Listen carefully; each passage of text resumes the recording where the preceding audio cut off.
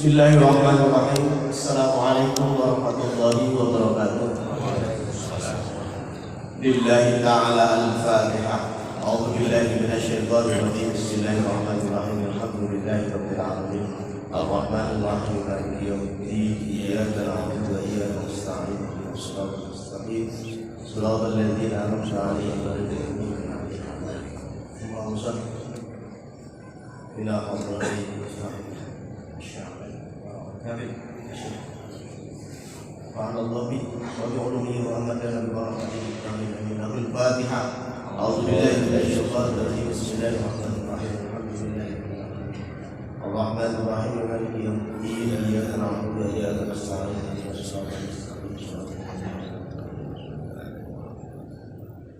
بسم الله الرحمن الرحيم. الحمد لله الذي تواضع كل شيء لعظمته وذل كل شيء لعزته واستسلم كل شيء لملكه. أشهد أن لا إله إلا الله وأشهد أن محمدا عبده ورسوله.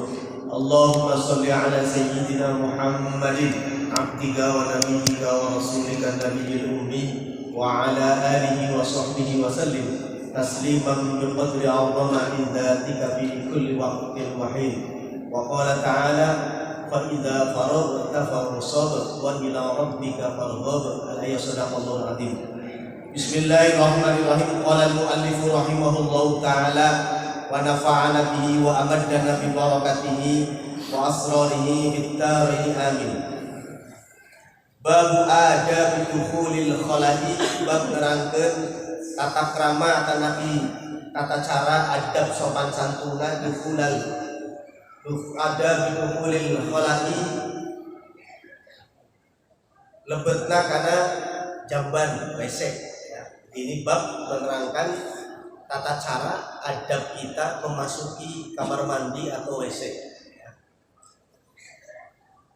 Ai wa ma ma'ahu fa idza qasadta maka nalika menuju anjeun baital ma'i kana tempat cai wa huwa ay arasna ari baitul ma' eta makanu qada'il hajati tempatna qada'il hajat. Qada'il hajat itu buang air ya, itu qada'il hajat. Baik buang air kecil maupun buang air besar. Min baulin aw qaitin nyatana tina BAK wa BAB. Nah itu. Kalau BAK itu buang air kecil, BAB buang air besar. Di qada'il hajati aw ghairihi faqaddim maka geura mayungkeun anjeun fi dukhuli dina lebetna rijlaka kana sampean anjeun al yusra anu kiri enca au badaliha lau qata'at. Ini kita langsung saja bahwa pada pagi hari ini kita membahas tentang adab-adab sopan santun kita itu masuk ke kamar mandi atau WC. Nah, ini ternyata awas, Islam itu merupakan agama yang sangat komplit dalam kajiannya. Sampai-sampai masuk WC pun dikaji. Bahkan nanti, mohon maaf, ketika kita lagi nongkrong duduk di WC itu caranya pun dijelaskan. Ini sangat komplitnya ya, sehingga Islam itu begitu indah ya. Sampai-sampai masalah seperti ini aja diterangkan dalam kitab khusus. Kalau kita mau masuk WC, faqaddim fi dukhuli rijlakal yusra, maka dahulukan kaki kiri. Ya.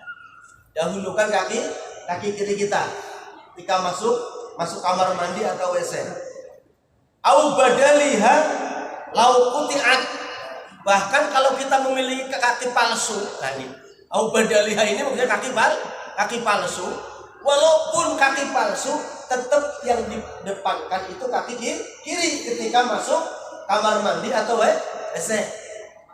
Ini berarti kalau bahasa aubadaliha zaman dulu itu sudah ada protesa atau protesa itu ya kaki palsu. Itu coba bayangkan ya. Ini Islam sudah antisipatif luar biasa. Wa fil khuruji jeung nalika keluar rijlakal yumna. Kalau keluar maka dahulukanlah kaki kanan. Jadi beda ya, sesuatu yang baik kita masuknya pakai kanan. Kalau sesuatu yang laisa lahu syarifan ya, itu tidak mulia, tidak baik, maka apa? Dahulukan kaki kaki kiri. Ini walaupun sederhana, jarang orang mempraktekkan ini. Ya. Walaupun kajian, makanya kalau ngaji itu nggak usah jauh-jauh. Yang penting ibadah dulu kita. Tata cara ibadah, nggak usah buru-buru kita nyalain orang, nggak usah. Ya, kita pada diri kita sendiri dulu aplikasi ibadah kita. Wa mathalu baitil ma'i kullu ma laisa syarifan. Ya, ini. Walaisa. Wa mathalu baitil ma' seperti contohnya juga tempat air kullu ma laisa syarifan. Setiap apapun yang tidak dimuliakan. Berarti apa? Mohon maaf. Bahkan kita mau masuk pasar saja ya.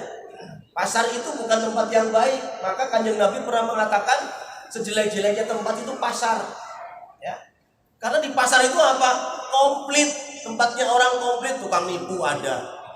Ya. Tukang apa lagi? Tukang copet ada. Dan pasar itu memang tempat yang jelek. Maka kalau dalam keterangan, kalau orang yang pagi-pagi tidak mendahului dengan ibadah, tapi langsung pikirannya ke pasar, maka itu orang yang tertipu. Ini orang yang tertipu hidupnya. Ya, makanya hati-hati kalau kita bangun pagi, zikir dulu. Ya, jangan langsung mikir ke pasar atau mikir ya apa tempat yang lain. Jadi yang tergolong tempat yang tergolong seperti kamar mandi dan WC adalah kullu ma laisa syarifan. Setiap tempat yang tidak dimuliakan, artinya tempat yang tidak terhormat, tempat yang tidak baik. Awas, tidak baik dalam arti di sini walaupun boleh tapi hukumnya kotor begitu loh.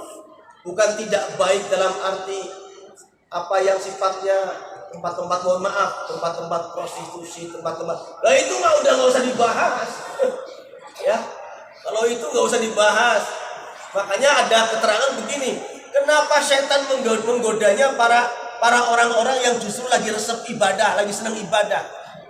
Karena kalau orang ahli maksiat sudah jadi balat setan, sudah jadi temannya setan, nggak usah digoda, udah jalan sendiri maksiat. Nah, gitu. Tapi justru setan itu senangnya apa? Pada orang yang baru mulai mau tobat, pada orang baru mulai ibadah, pada orang yang lagi senang-senang ibadah, itu setan gencar itu. Maka semakin orang itu lagi senang ibadah, sebenarnya itu godaan setannya lebih kuat. Ya. Tapi kalau orang yang maksiat, buat apa digoda? Wong sudah nggak digoda juga sudah berjalan sendiri kok maksiat. Nggak usah dituntun menuju tempat jelek juga dia udah kesana sendiri. Nah, ini makanya maka kullu ma laisa lahu syarifan. Walau kharaja min mustaqdirin illa mustaqdirin qaddima yasarahu kada afadahul. Ya. Maka atau tempat-tempat yang menjijikan, kullu mustaqdirin, tempat-tempat sesuatu yang kotor, yang sangat ya kalau bahasa Sundanya itu rujit.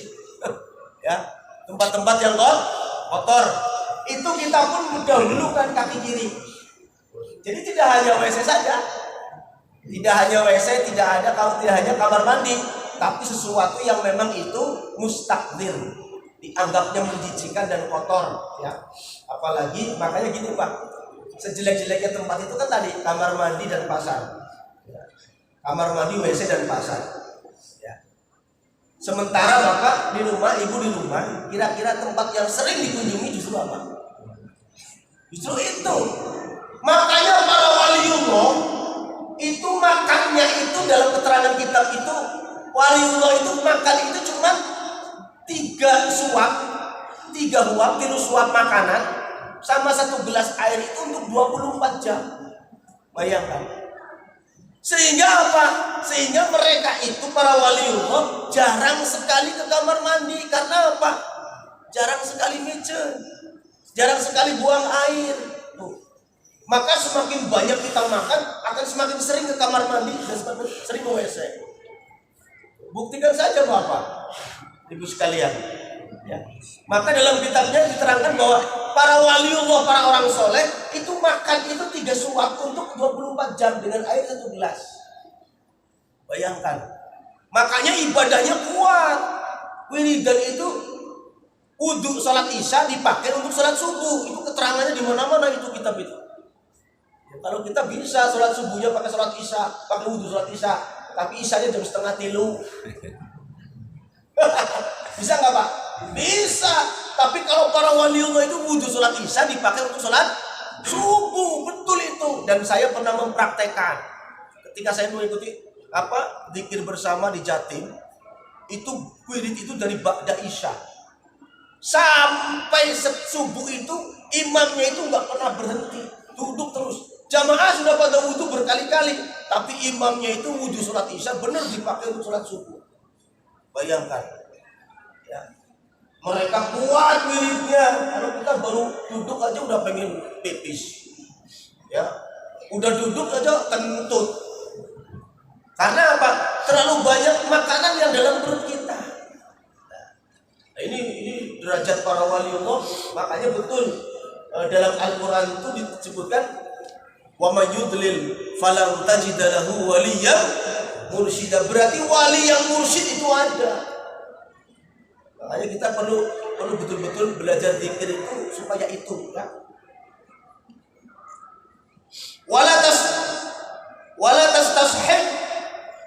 Wala tastashab ay la tulazim syai'an alaihi ismullah ta'ala wa rasulih. Dan tidak boleh menyertakan, membawa ketika kita tempat yang kotor, WC, kamar mandi ataupun tempat yang kotor lain, ismallah, nama Allah, ya. Au wa rasulihi, ismallahi wa rasulih, ataupun nama nabi, nama rasul, ya. Makanya mohon maaf, biasanya ibu-ibu atau mungkin bapak, ya, yang mempunyai kalung, ya, yang mempunyai kalung atau nabi kongkorong, kemudian di situ ada tulisan lafaz Allah atau Nabi Muhammad, maka wayahna, awas, ketika mau ke kamar mandi, ke WC mah dicopot dulu, ya. Atau di saku kita, saku jas, saku baju ada buku-buku wiridan, maka apa? Wayahna harus ditunda dulu di luar, ya. Atau mohon maaf, misalkan cincin ada tulisannya Muhammad, cincin ada tulisannya Allah misalkan, maka harus dikeluarkan dulu, dititipkan dulu di luar. Tidak boleh. Itu apa? Dalam rangka mengagungkan asma Allah. Ada pertanyaan, Pak Ustadz, bagaimana kalau HP? Nah, HP itu beda lagi. Kalau HP itu niatnya hamlul mata.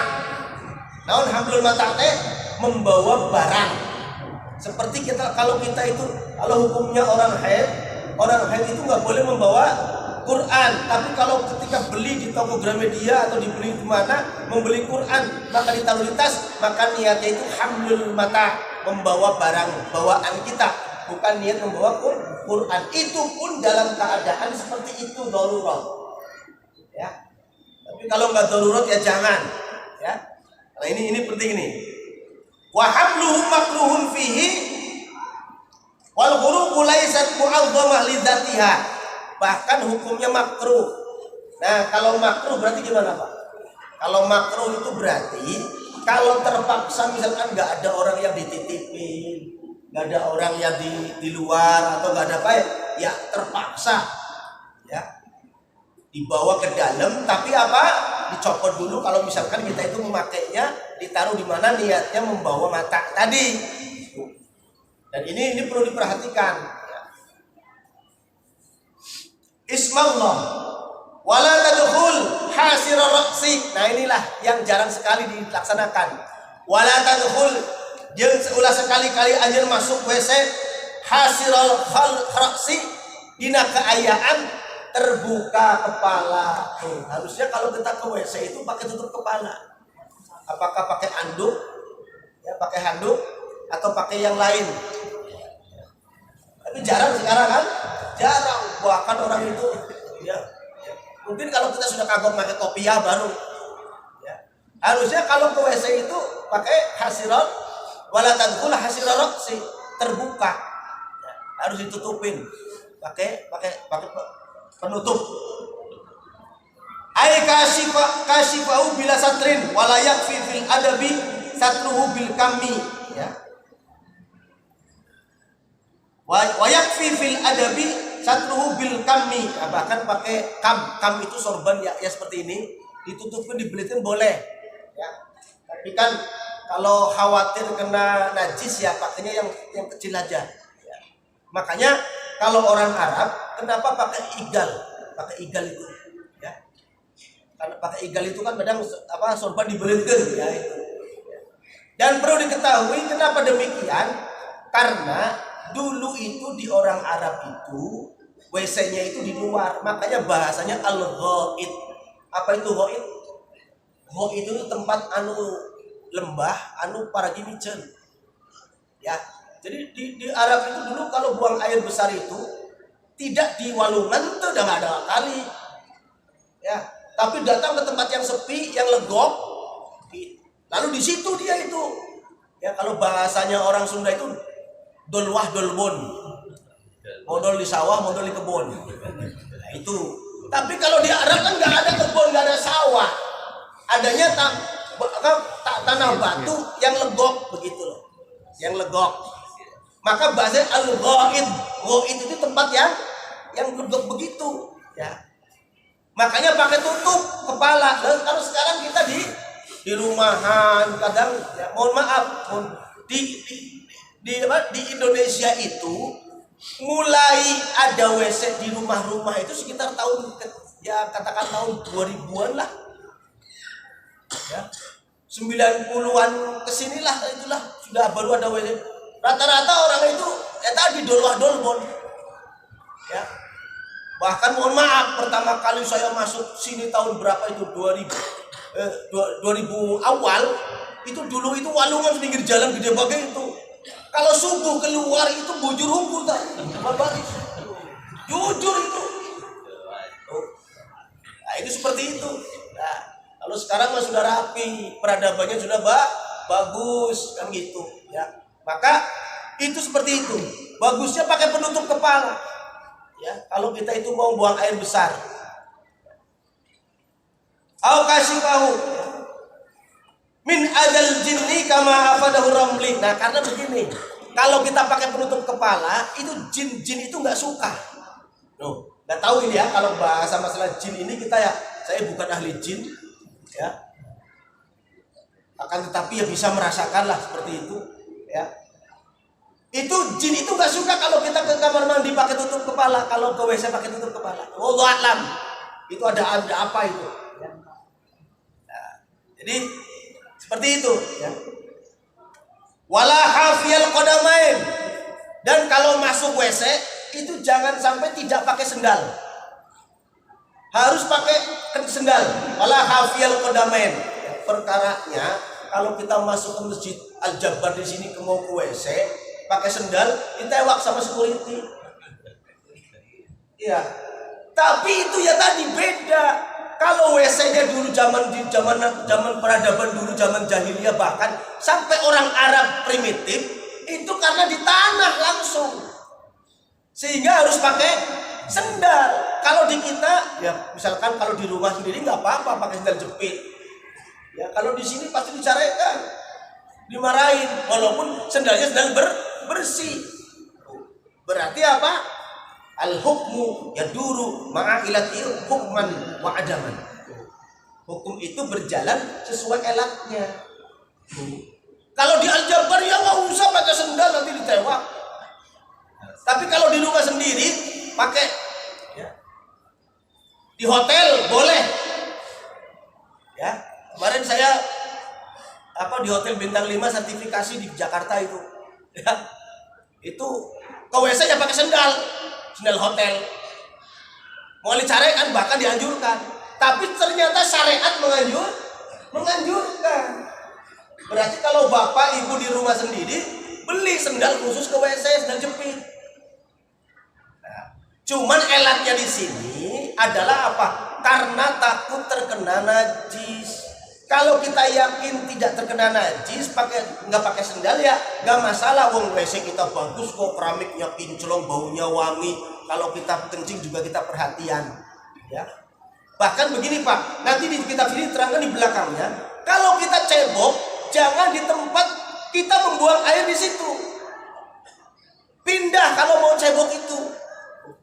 Masalahnya kita kan kalau di WC sama ya, pakai yang semprotan begitu ya. Itu kadang WC duduk semprotnya di situ. Ya. Makanya itu nggak disyariatkan itu. Karena apa? Atau caranya kalau kita sebelum cebok itu kotorannya dibuang dulu, dibuang dulu, bersihin dulu WC-nya, baru kita cebok. Itu syariat mengajukan seperti itu.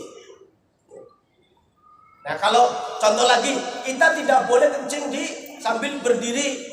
Ya karena apa? Karena dulu juga kalau kencing berdiri di zaman Arab itu, ya. Kalau kita langsung airnya nyepret, air kencingnya terkena baju kita, maka tidak boleh kencing berdiri. Nah, kalau di kita ya sama, di WC pun begitu. Ya, kalau kita duduk ya jongkok juga lihat sekitarnya. Kalau berdiri juga lihat sekitarnya. Kita menyesuaikan, tapi yang bagus itu dalam keadaan jongkok. Karena itu lebih aman dan lebih mengeluarkan kotoran. Karena betul, kencing sambil berdiri itu beda dengan kencing sambil berjongkok. Itu lebih bersih yang sambil jongkok. Karena tertekan, kandung kemihnya tertekan. Sehingga ketika kencing itu keluarnya habis. Tapi kalau berdiri tidak, bahkan nyisa, ya. Itu seperti itu, ya. Wakul ingdat dukhuli, wakul jeung ucap anjeun ingdat dukhuli nalikana lebet kana WC, ai lam tasil li babihi wa in ba'da ma hala julusi fa in tarakta hatta dakhalta faqul bismillah. Nah, ini yang dianjurkan di sini cuma memang bismillah. Wala tazid ar-rahmanir rahim. Ya, jadi kalau kita mau masuk, jadi bahasanya itu mau masuk, bukan sudah di dalam. Ketika mau masuk, bismillah. Wala tazid ar-rahmanir rahim, jangan diteruskan ke ar-rahmanir rahim. Bismillah saja. Itu anjuran syariat di sini. Tapi ya kalau orang nggak ngerti ya biasanya bahkan ada yang sudah di dalam baru. Makanya Bapak kalau mau menempelkan doa WC, doa masuk WC, jangan di dalam WC. Ya di luar lah, di luar. Karena itu wong baca ini. Nah, bagaimana kalau kita sudah kagum masuk WC tapi belum baca bismillah? Maka boleh baca tapi di dalam hati. Tidak boleh didohirkan. Tidak boleh dilafalkan. Karena kita sudah di dalam. Nah, ini hukumnya. Bismillah a'udzubillah minar rijsin najis. Nah, kalau yang sudah hafal ya Bapak-bapak, Allahumma inni a'udzubika minal khubuthi wal khaba'ith. Khubuthi wal khaba'ith ini setan laki-laki dan setan perempuan, ya. Ya khubuthi wal khaba'ith setan. Jadi kita itu kalau karena tempat yang banyak dihuni oleh seperti itu di WC, ya. Tapi begini Pak, ya. Kalau kita di kamar mandi dan di WC itu banyak seperti itu, kalau kitanya zikir dulu banyak dijaga. Makanya apalagi mohon maaf, jangan sampai kita itu jatuh di WC sampai mohon maaf ya pingsan di situ. Makanya hati-hati sebelum masuk bismillah, ya keluarnya Allahumma alhamdulillahilladzi adhaba 'anil adza wa afani, itu doanya. Atau wa indal khuruji ghufranakallahumma alladzi adhaba 'anil adza wa afani. Jadi bacanya itu setelah keluar, dan ini adab, ya. Wa abqa fi ma yanfa'uni.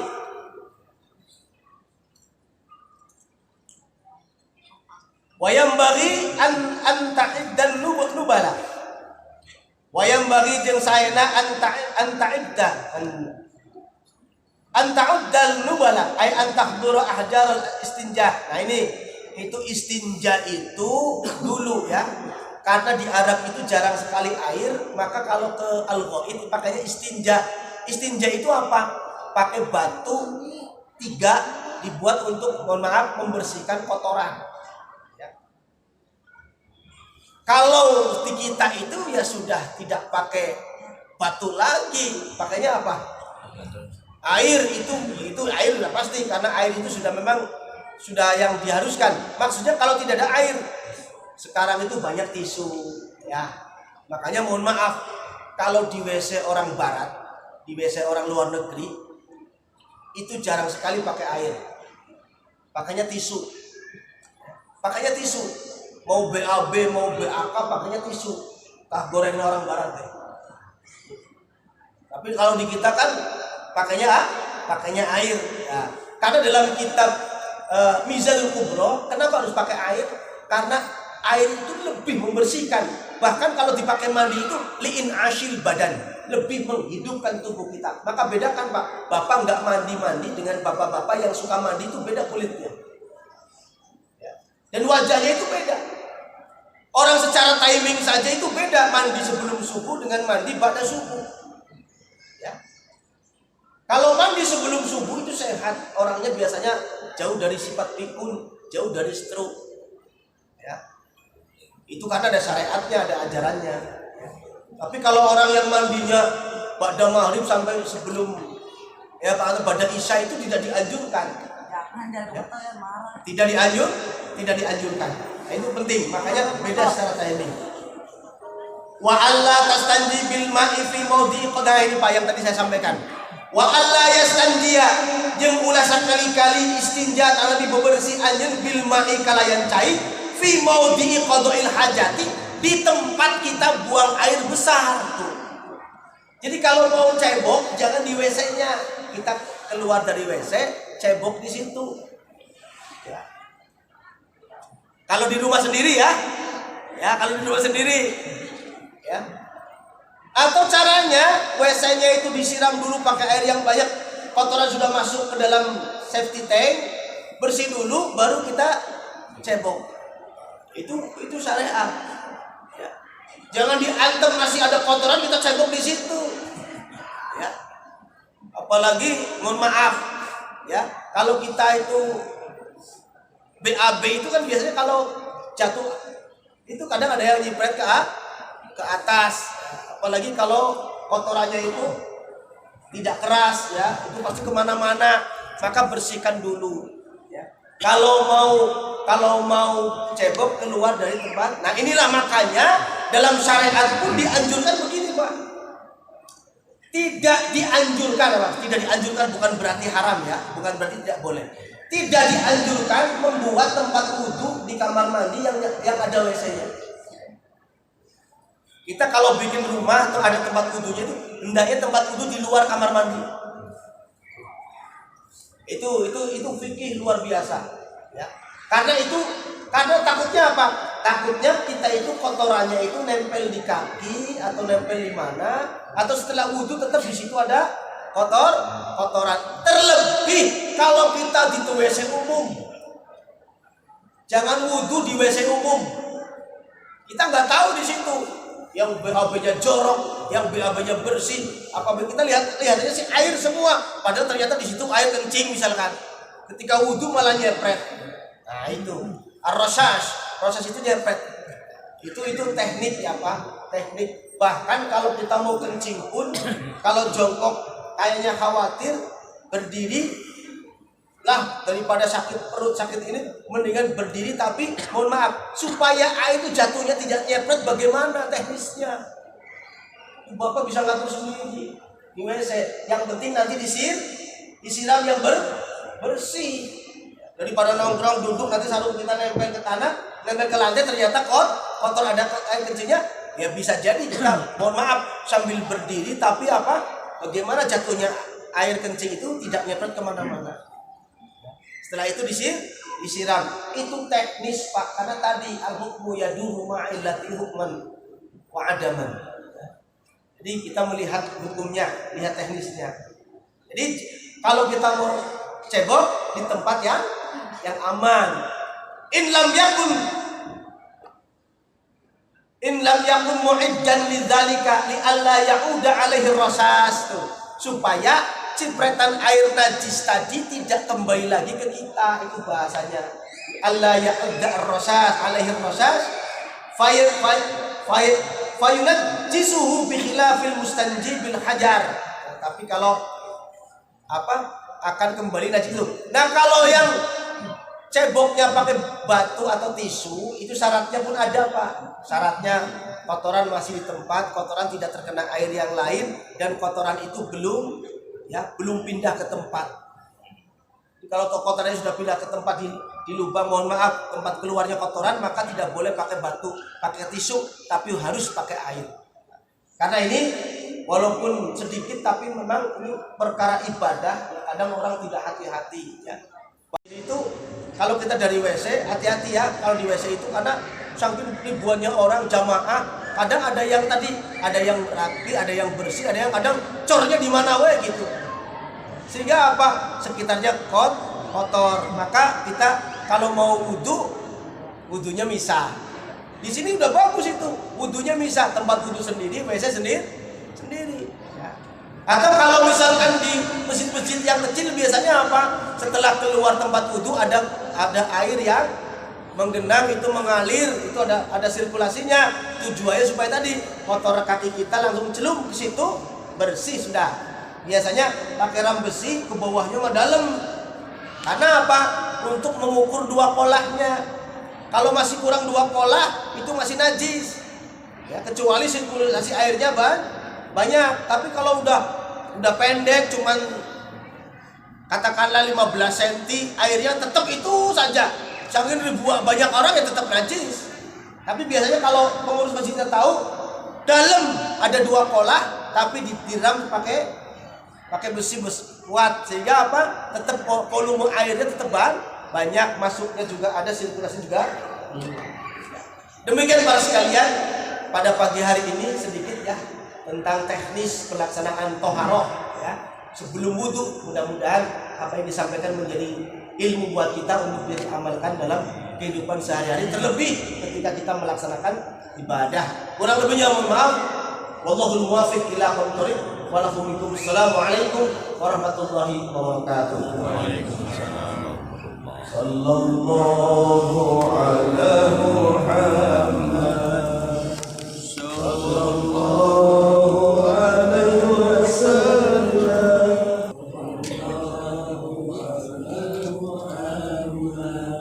Muhammad. Sallallahu alaihi wasallam.